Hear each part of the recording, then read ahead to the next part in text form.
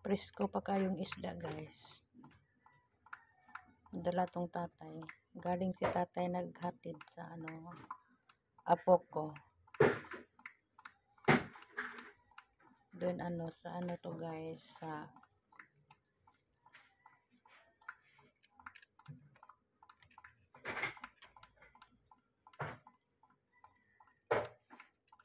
sa mga sa merkado sa eskena namin sa Salinas Drive.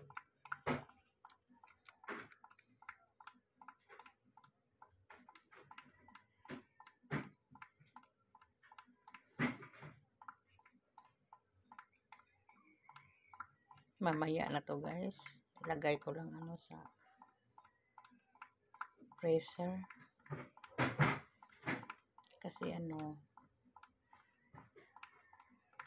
may ulam pa kami din. Ako magkakain lang ako ng hard-boiled na itlog at saka pandesal.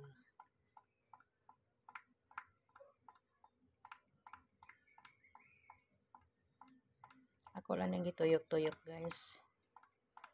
Para maabot siya og 1 minute kapin. Hindi pa na ako na mahugasan. Galing pa to sa bilihan.